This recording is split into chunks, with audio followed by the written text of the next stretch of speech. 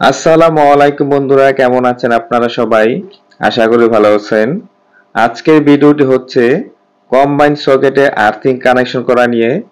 আপনার সুইচ বোর্ডে যদি আর্থিং কেবল না থাকে সেক্ষেত্রে কিভাবে কানেকশন করবেন। এটা হচ্ছে সুপারস্টার কোম্পানির কম্বাইন সকেট। এই সকেটটি এখানে কানেকশন করা আছে, আপনাদেরকে একটু দেখাচ্ছি।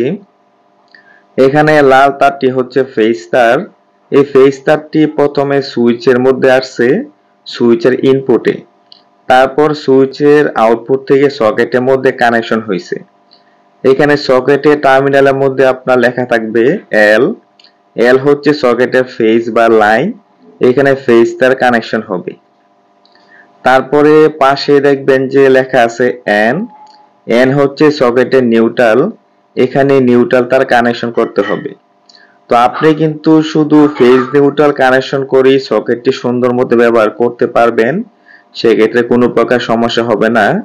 কিন্তু কিছু কিছু ক্ষেত্রে আমাদের আর্থিং এর প্রয়োজন হয়, সেক্ষেত্রে আমাদের আর্থিং কানেকশন করতে হয়। এটা হচ্ছে আর্থিং টার্মিনাল।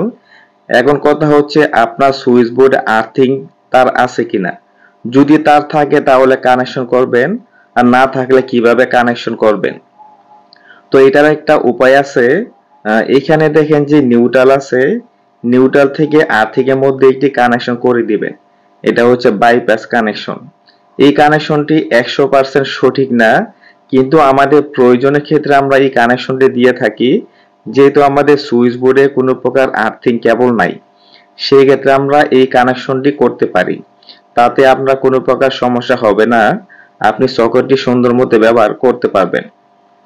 তো আমরা কিন্তু বারবার বলতেছি যে এটা কিন্তু সঠিক নিয়ম না, কিন্তু আমাদের সুইচ বোর্ডে যেহেতু আর্থিং তার নাই, সেক্ষেত্রে আমরা নিউট্রাল থেকে এই কানেকশনটি দিয়ে থাকি। তো আপনার সুইচ বোর্ডে যদি এরকম সমস্যা হয়ে থাকে, আপনি কিন্তু নিউট্রাল থেকে সকেটের মধ্যে আর্থিং একটি কানেকশন দিতে পারবেন। তো আশা করি আপনারা বুঝতে পারছেন।